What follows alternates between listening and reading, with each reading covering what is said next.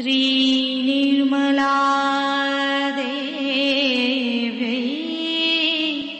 नमो नमः। ॐ त्वमेव साक्षात् श्रीकल्की साक्षात् श्री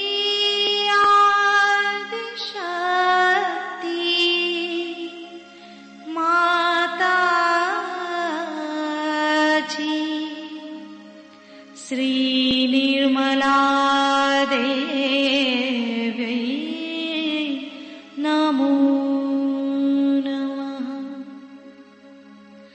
ॐ त्वमेव साक्षात् श्रीकल्की साक्षात् श्री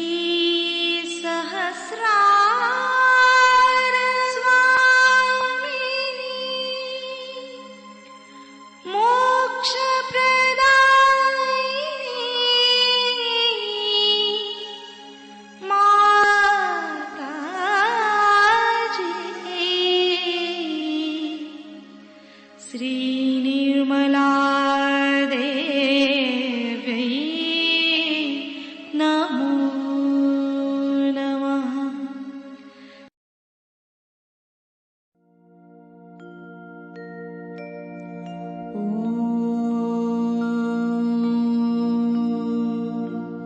तमेव साक्षात्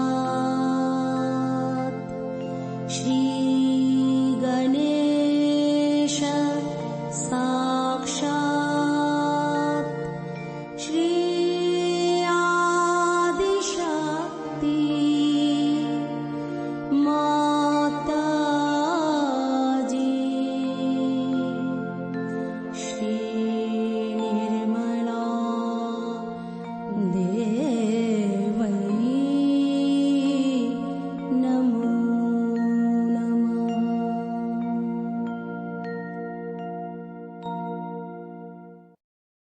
जय श्री माता जी।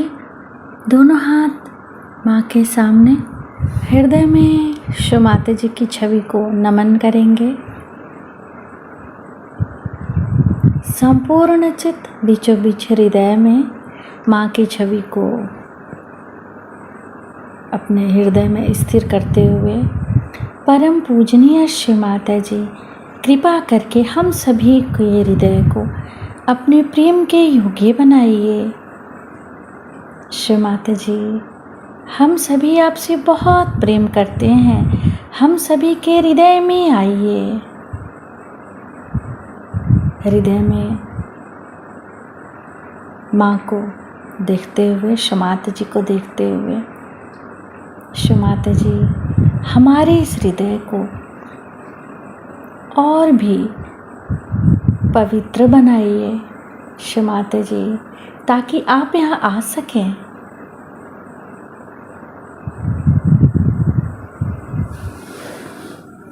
धीरे धीरे अपने संपूर्ण चित्त को दोनों हाथों पे, एक एक अंगुलियों पे, श्री माता जी हम सबको क्षमा कर दीजिए, हम सभी अज्ञानी हैं।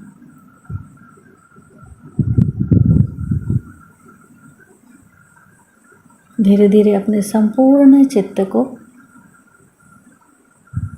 लेफ्ट नाभि पर श्री माता जी से प्रार्थना। श्री माता जी, आपकी परम कृपा में हम शांत हैं, संतुष्ट हैं और उदार भी हैं। बाएं नाभि पर पूरा चित्त स्थिर करते हुए श्री माता जी हमारे बाएं नाभि में श्री गृहलक्ष्मी तत्व जागृत कीजिए। मंत्र ओम त्वमेव साक्षात् श्री गृहलक्ष्मी साक्षात् श्री आदि शक्ति माता जी श्री निर्मला देव्यै नमो नमः। श्री माता जी, आपकी परम कृपा में हम शांत हैं, संतुष्ट हैं और उदार भी हैं। कृपा करके हमारे बाएं नाभि में अपना संपूर्ण चित्त आशीर्वादित कीजिए।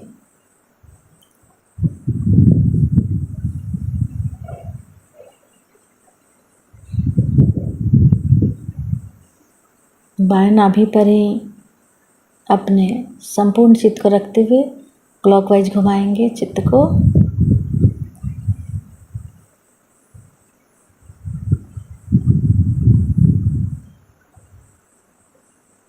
श्री माता जी, आप ही दूसरी गृह लक्ष्मी भी हैं।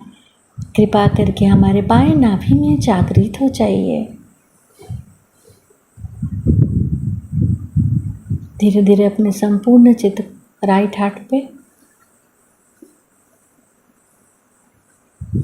फिर लेफ्ट विशुद्धि,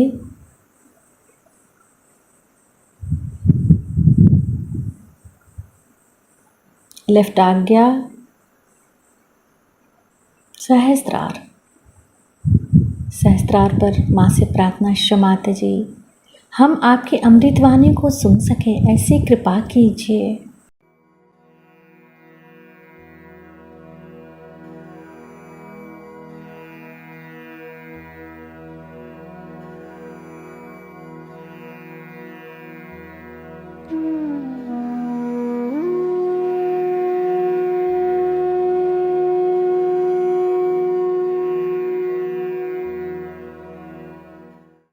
आप लोग सब सहयोग में आए हैं। कुछ लोग पहले से आए हैं बहुत सालों से, और कोई लोग नए आए हैं। धीरे धीरे सहयोग में संख्या बढ़ने वाली है, इसमें कोई शक नहीं। और सत्य जो है वो धीरे धीरे ही प्रस्थापित होता है। Sorry I have to say in Hindi because most of them don't understand English, right, but I will later on translate it. सत्य की पकड़ धीरे धीरे होती है। आपके यहाँ ऐसे लोग हैं जो 8-8, 9-9 महीने तक सहयोग में आते रहे, उसके बाद पार हुए। सत्य को पाने के लिए हमारे अंदर पहले तो गहराई होनी चाहिए, पर सबसे बड़ी चीज़ है हमारे अंदर सफाई होनी चाहिए। अब अनेक गुरुओं के बीच में जा कर के हमारा चित्त जो है वो बुरी तरह से विक्षुब्ध हो जाता है। दूसरा, आजकल के समाज में जो हम घूमते हैं और नानाविध उपकरणों के कारण हमारा जो चित्त बाहर की ओर हमेशा रहता है, बाहर की चीज़ें जो दिखाई देती हैं, इन सब चीज़ों से हम कुछ प्रभावित होते भी हैं, और कुछ तो ये भी बात है कि हमारे दिमाग में भर दिया गया है कि ये चीज़ें बहुत ही महत्वपूर्ण हैं। इस वजह से जो चीज़ें बिल्कुल ही महत्वपूर्ण नहीं, उधर हमारा चित्त पहले जाता है, और जो चीज़ें बहुत ही महत्वपूर्ण है वह हमारा चित्त नहीं जाता। इसलिए हम ऐसी चीज़ों को इकट्ठा कर लेते हैं जो बिल्कुल बेकार हैं, जिसको कि अंग्रेजी में जंक कहते हैं, मराठी में अडगड़ कहते हैं। इस तरह का हमारा चित्त जो है वो बेकार की चीज़ों से बोझिल हो जाता है। उसका बोझा चित्त उठा नहीं पाता, थक जाते हैं हम। जब हम आपस में भी बातचीत करते हैं ऐसे समाज में, तो लोग एक दूसरे से ज़्यादा देर तक बात नहीं करते, क्योंकि उनका चित्त इतना बोझिल होता है कि वो थक जाते हैं। एक दूसरे से बात करते वक्त भी जब तक वो कोई किताब न पढ़े या कोई सिनेमा न देखें या कोई तीसरी चीज़ ना हो, तब तक वो 10 मिनट भी साथ नहीं बैठ सकते। इस चित्त को जितना आप शुद्ध रखेंगे उतना ही आपको आनंद आएगा। आप चित्त की शुद्धता रखते वक्त ये याद रखना है कि इसी चित्त से ही हमें परमात्मा को जानना है। एक बार परमात्मा को जानने के बाद बाकी जो कुछ जानना है बहुत सरल हो जाता है, क्योंकि आप किसी भी चीज को जब सूत्र से पकड़ते हैं तो वो बहुत दूर तक और सूक्ष्म आप पकड़ पाते हैं।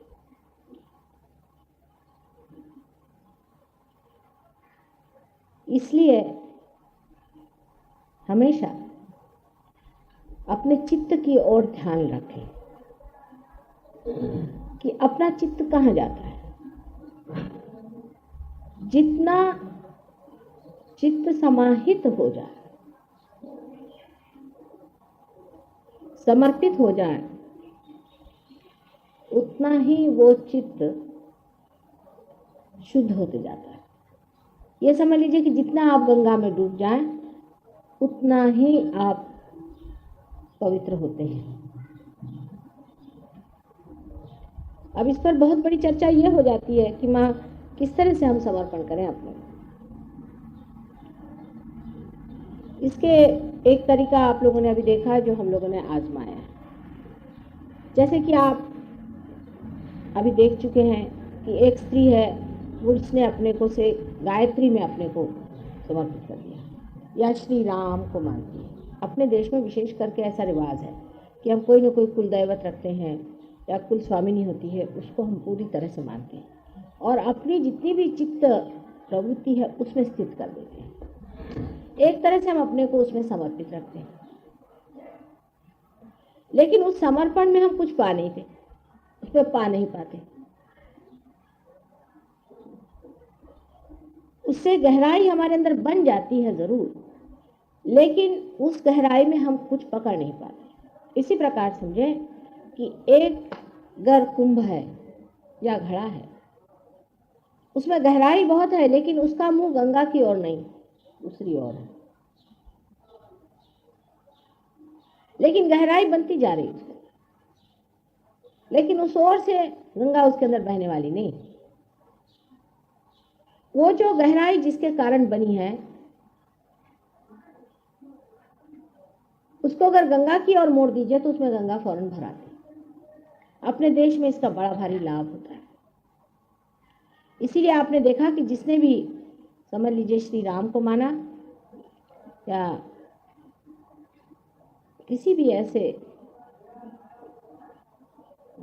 दैवी अवतार को माना है और उसमें अपने को समर्पित कर लिया है, वो अगर इतना ही सवाल पूछ ले कि क्या माता जी आप वो शक्ति हैं, तो फौरन उसके अंदर गंगा बहना शुरू हो जाती है। कितना आसान तरीका सहयोग का है बताइए। इससे दो लाभ हैं। एक तो ये है कि आज तक की जितनी आपकी तपस्या है वो व्यर्थ नहीं गई, और दूसरा लाभ ये भी हुआ है कि आपने हमें भी पहचान लिया अनायास। जब पहले बहुत से अवतार संसार में आए थे तो उनके साथ जितने उपद्रव हुए हैं वो आप जानते हैं, और किस कदर लोगों ने उनको सताया ये भी आप जानते हैं।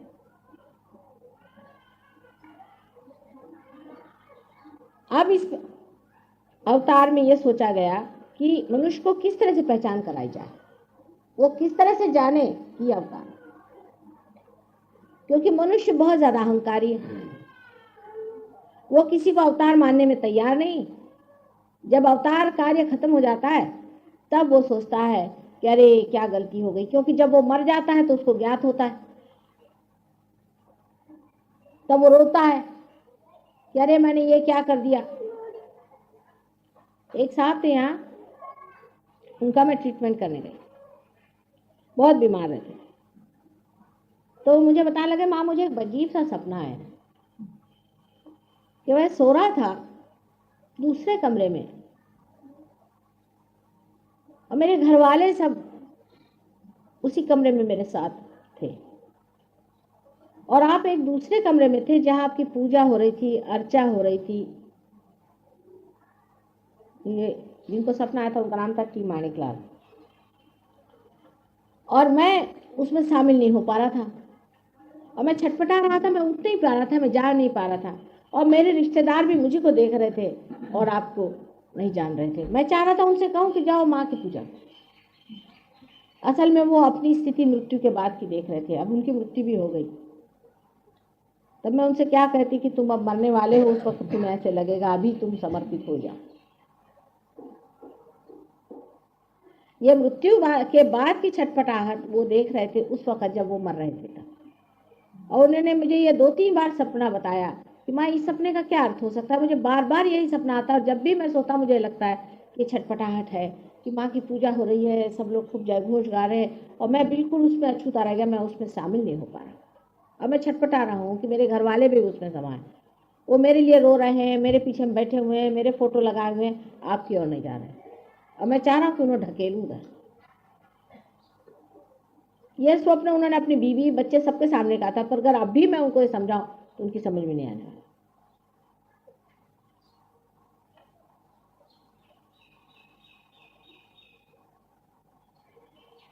सो इस वजह से अपने देश में एक बड़ी भारी है हमारे लिए सुविधा हो गई है इस देश में, और देश में नहीं,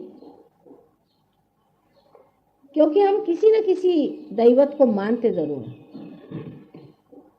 अब हरे रामा हरे कृष्णा वाले भी अगर अपनी नगरी हमारे ओर कर दें और हमसे पूछे क्या आप हरे रामा हरे कृष्णा आप ही हैं जिनको हम भजते रहे, तो वो भी उनका भी विशुद्धि चक्र साफ हो जाएगा और उनके भी गले भर आएंगे। आपने सब अनुभव किए हुए बातें, कोई नई बात मैं आपसे नहीं बता रही। आप लोग भी जब किसी को रियलाइजेशन दे तो पहले ही उनसे ये कह दीजिए कि आप देखिए कि क्या ये वही शक्ति है जिसको आज तक आप मानते रहे। ये अपने देश में बहुत ज्यादा साध्य होता है, विदेश में कम, क्योंकि वहां तो वो किसी को भी नहीं मानते, अपने सिवा दुनिया में किसी को नहीं मानते अधिकतर लोग वहां पर। वहां की तो बात ही करना बेकार है, क्योंकि वहां तो इस कदर आदमी अलग अलग हो गया है कि एक आदमी यही नहीं जानता कि अपना अभी तक बाप मरा है कि जिंदा है। ऐसे भी वहां मैंने बहुत से लोग देखे। तो इन लोग की तो बात ही छोड़ दीजिए। पर हमारे देश में ये बड़ा ही आसान है। जब हम किसी भी इंसान से ये जान लें कि वो कौन से भगवान को मानते हैं, तो महज उससे अगर आप इतना कह दीजिए कि आप पूछिए कि क्या ये वही चीज है हमारे सामने या नहीं, मतलब ये कि कोई भी जो सही गुरु हो उनकी बात कर रही हूँ मैं, कोई अगर सही अवतार हो उनकी बात कह रही हूँ मैं, हर एक अजीब सजीब लोगों की बात नहीं कह रही हूँ। तो उसके उत्तर में उनको वाइब्रेशंस आ जाएंगे। 3 मरतबा ही यहाँ वाइब्रेशन आने चाहिए। लेकिन कुछ कुछ लोग अजीब भी होते हैं, जैसे कि एक आई थी देवी जी, कहने लगी कि मैं रेणुका देवी को मानती हूँ। अब रेणुका देवी का कोई अवतरण नहीं मानना चाहिए खास करके, और इस तरह की विक्षिप्त भी बहुत सारी चीज़ें लोग मान लेते हैं। तो जो साधारण तरीके से जो हम जिनको हम लोग अवतार मानते हैं उनको मानते होंगे, उनके लिए आप अगर इस तरह से पूछें कि क्या वही है, तो ये कार्य एकदम हो जाएगा। You just put your hand on the liver, everybody is disturbed, all right? और जब उनका चित्त ये जान जाएगा कि ये वही है, धीरे धीरे दोनों में सामंजस्य होता जाएगा और बात उनकी समझ में आ जाएगी। इसमें कोई भी हिचकिचाने की या डरने की बात नहीं। आज तक एक माने में आप जानते ही रहे कि हम कौन हैं, और जब भी ऐसे ही कोई आपने सवाल पूछे तो हमने कह भी दिया खुलेआम कि हम कौन है, हमें इसको कोई डर नहीं लगता। ये तो पूरे कॉन्फिडेंस से हमने हमेशा कहा है कि हाँ ये बात सही है। अगर आप हमसे पूछे तो हमने कह दिया, कोई उसमें डरने की बात नहीं। लेकिन हम तो सिर्फ इसलिए इस बात को समझ के कह रहे थे कि लोगों में इतना ज़्यादा अहंकार है, उनसे ये बात जैसे ही पता हो जाती वो डंडा लेके मारने को दौड़ जाते। उनके लिए सबसे बड़ी बात दुखदाई ये होती है कि संसार में कोई भगवान के अवतार में आया हुआ है। क्योंकि उनको लगता है कि सब हमारा जैसे कुछ छिन गया, सारा संसार उनको लगता है कि उनसे किसी ने पूरी तरह से अपने हाथ में ले लिया और उनको अब कुछ नहीं रहा, वो खत्म हो गए, क्योंकि वो अपने को सब अवतार समझे बैठे हुए। मुश्किल तो ये इसलिए जैसे ही वो सुनते हैं कि ऐसी ऐसी बात है तो उनकी शंकाएं शुरू हो जाती। लेकिन मरे हुए देवताओं को, जो कि हमें 1000 बार पहले हम मर चुके हैं, उन्हीं को वो पूजेंगे, उसमें उनको कोई भी नहीं हरकत। लेकिन अगर कहा जाए कि आप देखिए जिसको पूजा है आज तक वही यह है कि नहीं, देखो अब कश्मीर में गायत्री मंत्र का बहुत ज्यादा प्रचार है और बहुत लोग गायत्री, जितने भी ब्राह्मण है गायत्री करते हैं, और उन लोग को सबको दुनिया भर की तकलीफें हैं, बहुत तकलीफें हैं। अब उनमें से कुछ तो ऐसे हैं कि वो कहते नहीं अब तो गायत्री छोड़ ही नहीं सकते, और कुछ लोग ऐसे हैं कि जो कहते हैं कि गायत्री से हमें कोई लाभ नहीं हुआ, माँ हमने इतनी गायत्री करी कोई फायदा नहीं, और दूषण देते हैं गायत्री को कि इतना हमने गायत्री करने से भी हमारा कोई फायदा नहीं हुआ, हमें ये बीमारी है, वो बीमारी है, ये तकलीफ है। उस वक्त अगर आप उनसे कहें कि अच्छा माँ से पूछो कि क्या आप गायत्री देवी हैं, तो 5 मिनट के अंदर वो पार हो जाते हैं और बिल्कुल सारी मशीन फिट चलने लग जाती है, खट खट खट खट खट खट। यानी ये सोचिए कि कोई प्लग आपने गलत लगा दिया है तो मशीन नहीं चलती, वही प्लग ठीक लग गया, मशीन खट खट चलने लग गया। इस तरह से आपको लोगों को समझाना पड़ता है। कोई सरल काम नहीं है अवतार लेना, बहुत ही कठिन कार्य है, और मूर्खों के बीच में जन्म लेना तो उससे भी कठिन है, क्योंकि आपने कोई भी सूझबूझ की बात कही तो मनुष्य का एक और तरीका है कि उसको ब्रांड मार दो कोई भी।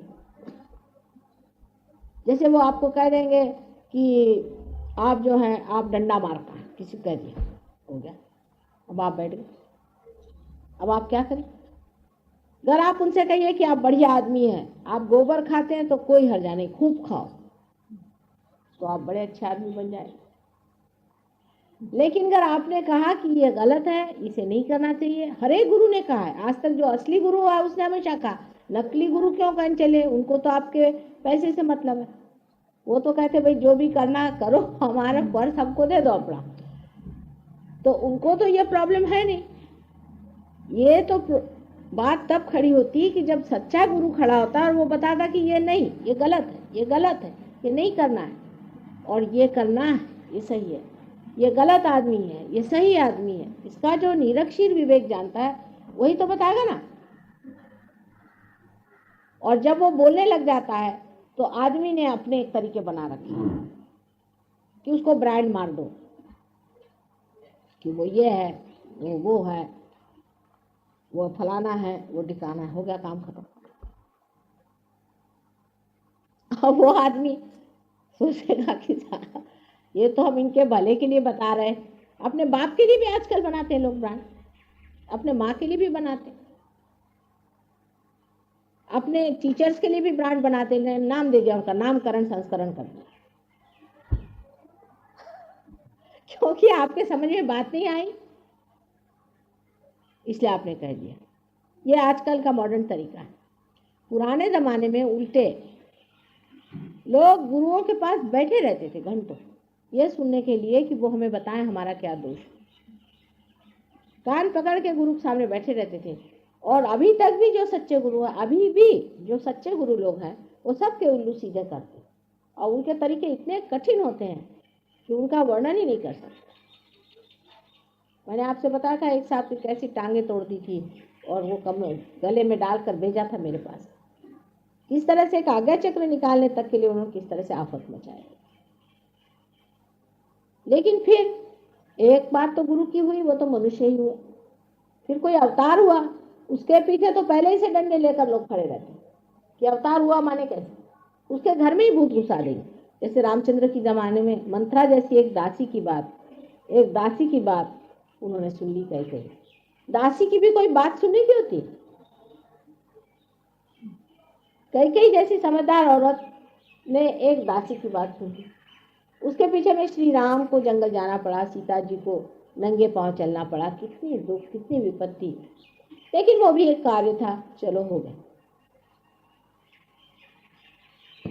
कृष्ण के ज़माने में भी आप जानते हैं कि कृष्ण किसी से भी गीता नहीं बता पाए सिवाय एक अर्जुन के। ऐसे थोड़ी कि 50 को बिठा करके बता रहे। तो कृष्ण किसी से कहते कि सर्वधर्माणाम परित्यज्य माम एकम शरणम व्रज, तो उनको ब्रांड मार देते वो लोग एक।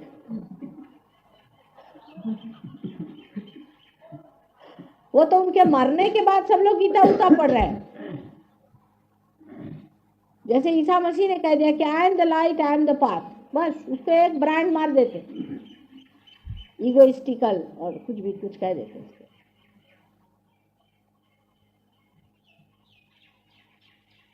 तो अवतार कार्य बहुत ही कठिन कार्य है, इससे कठिन कार्य और कुछ नहीं हो सकता। एक तो आप भगवान हैं, समझ लीजिए।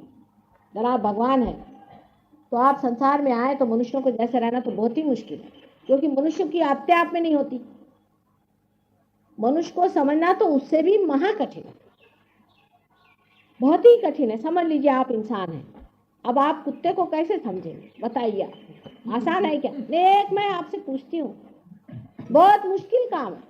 फिर आप किसी कीड़े को समझे कि उसकी क्या हैबिट्स है, वो कौन गंदगी में रहता है, किधर घुसता है, क्या क्या गंदगी करता है, आपके तो ऐसी गिन चढ़ती।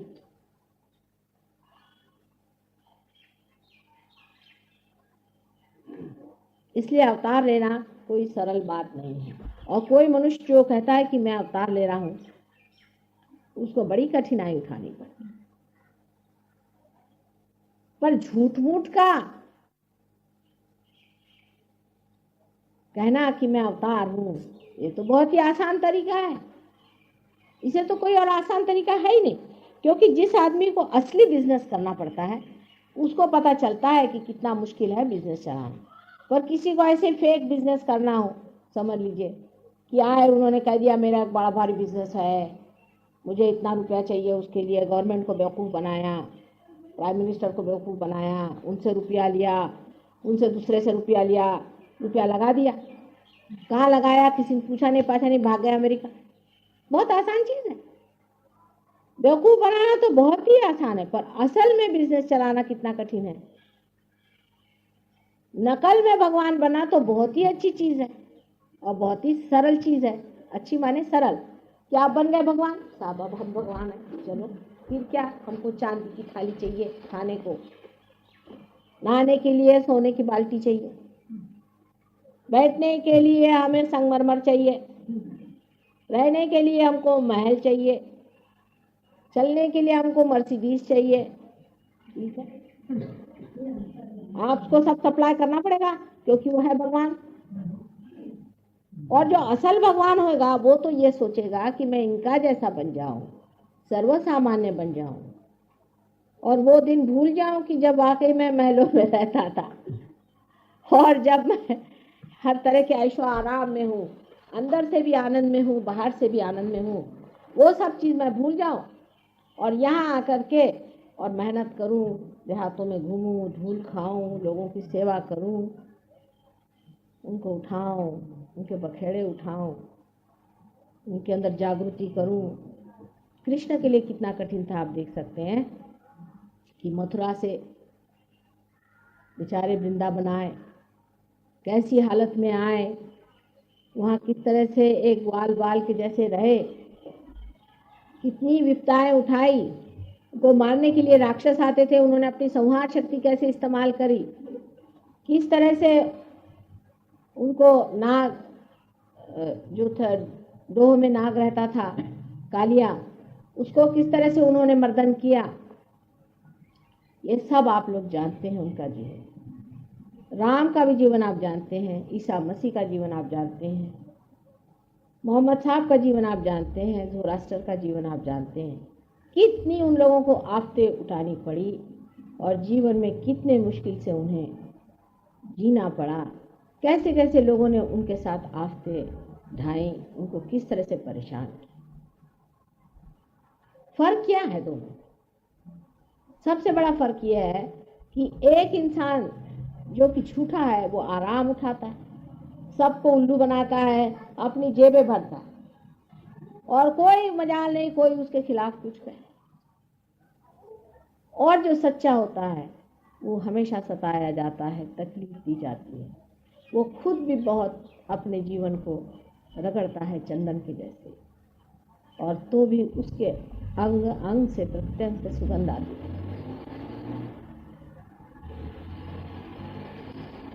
झूठा आदमी जो होता है वो कहता है कि मैं तुम्हें ये दे दूंगा, ये तुम्हारा हो जाएगा भला। अगर कोई जाए तो कहेगा कि तुम्हारा कर्म है, तो मैं क्या करूं। और आदमी इसको बड़ा संतोष में रहता है कि ये तो हमारे कर्म ही नहीं थे, तो क्या करेंगे हमारे गुरु।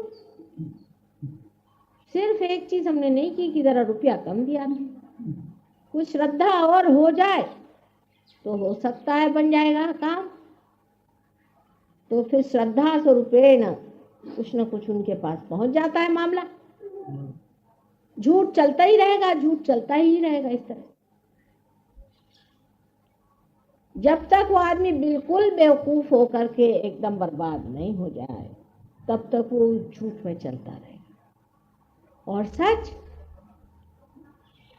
सच की मेहनत गहरी होती है, रुपया पैसों से खत्म नहीं होने वाला। रुपया पैसा तो कोई चीज होती ही नहीं सच के सामने। सच में आपके हृदय की बात है, उसकी मेहनत असली होती है, उसके लिए मनुष्य तैयार नहीं है। ये तो बहुत ही आसान है, जैसे बाजार में जाते हैं वैसे आप खरीद रहे तो चार, और इसमें कौन सी कठिनाई है। जितना पैसा हो उसके हिसाब से आप जो भी चाहे खरीदते ही रहते चीज। वैसे आपने गुरु भी खरीद लिए तो क्या उसमें मुश्किल हुई। पर जब ये हुआ कि नहीं, ये तो उल्टे महाराज दिखते, ये तो कहते भाई कि तुमको शराब छोड़नी पड़ेगी, तुमको सिगरेट छोड़नी पड़ेगी, तुमको तंबाकू छोड़नी पड़ेगी, कायदे से तुमको रहना पड़ेगा, तुम अपनी बीवी को छोड़ के भाग नहीं सकते। अभी एक साहब आए थे दिल्ली में, वो मुझे बताने लगे कि साहब मेरी बीवी से पटता नहीं, मैं चाह रहा हूँ कि मैं एक दूसरी औरत से प्यार करता हूँ। मैंने कहा साहब मेरे पास ये सब बातें मत करिए आप, मेहरबानी। तो उनके लिए मैं फिर हो गई दकियानुसी बुढ़िया औरत। फिर हो गया, मेरे पर ब्रांड मार दिया उन्होंने, और वो अपने सत्कर्म में लग गए। सत्कर्म तो करना बहुत कठिन काम है। फिर सवाल ये आता है कि ये तो ठीक है कि आपने उनकी बात नहीं मानी और इसलिए आप नाराज हो गए, लेकिन जनाब आपने किसका भला किया है आज तक। ठीक है आपको कमजोरी है, आप उस चीज को नहीं कर पाए, ये दूसरी बात है, पर आपने किसका भला किया हुआ है आज तक। आपने किसको लाभ पहुंचाया है आज तक, आपने किसकी आफतें उठाई हैं आज तक। अगर किसी भी गुरु के पास जाके पूछे तो वो आपको बता देंगे कि ये सच्चे हैं कि झूठे हैं। एक ही पॉइंट है कि वो आपकी चिंता करते हैं कि आपके पर्स की चिंता करते हैं, आपकी चिंता करते हैं कि आपकी और जो कुछ भी चीजें हैं उनकी और उनकी नजर। इसी से आदमी सच और झूठ को पहचानता। अब सहयोगियों के सामने बड़ा प्रश्न है कि ये कहें कि नहीं कहें कि माँ आदि शक्ति है। अबे है इसमें कोई झूठ बात, चाहे बुरा मानो चाहे भला मानो, बात तो सही है।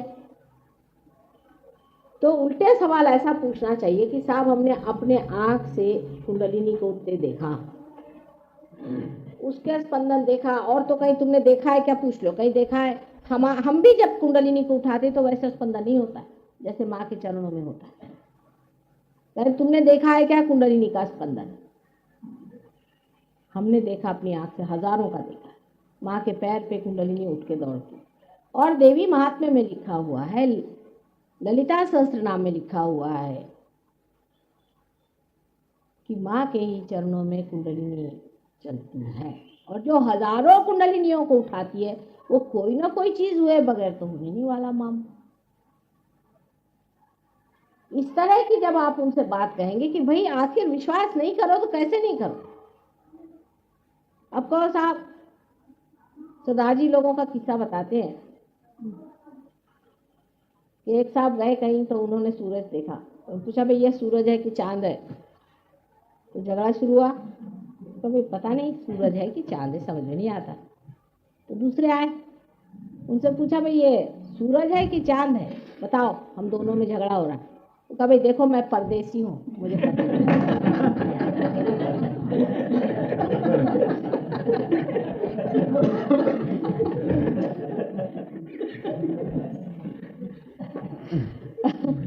उसी प्रकार जिनकी खोपड़ी में ये घुस नहीं सकता, उनको घुसाने के लिए आपको अब ये कहना चाहिए कि अच्छा भाई एक ही चीज करो तुम, हम तो समझ गए, अब हमसे तो इनको मना ही नहीं किया जा सकता, क्योंकि हमने तो अपनी आंख से देखा, हमारे अंदर भी घटित हुआ, अपनी आंख से देखा है कुंडलिनी को 1000 बार डूबते हुए।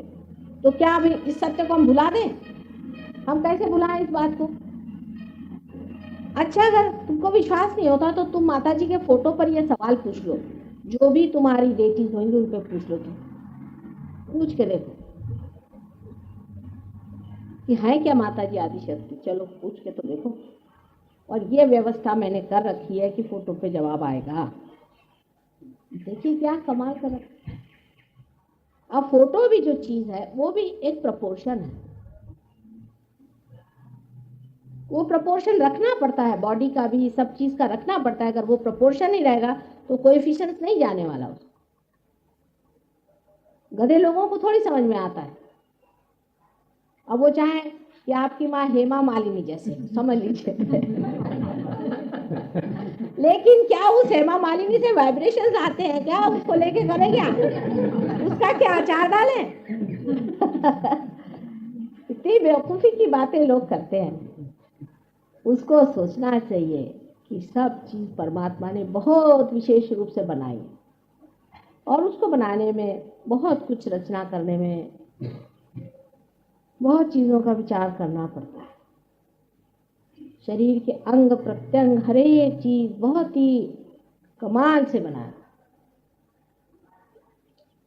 और फिर जिनको इस तरह से जब आप अचंभे में डाल देंगे तब उनके लिए आसान होगा कि सहयोग का सत्य वो माने। अगर सीधे उंगली घी नहीं निकलता है तो टेढ़ी उंगली से घी निकलना चाहिए। उनसे यही कहना चाहिए कि भाई हमने तो देखा अपने आँख से, इसमें निर्विवाद हमने तो देखा, हमारे अंदर वाइब्रेशंस भी आए और हम भी वाइब्रेशंस दे रहे हैं, हम भी लोगों को ठीक कर, इसमें कोई शक नहीं। अब तुम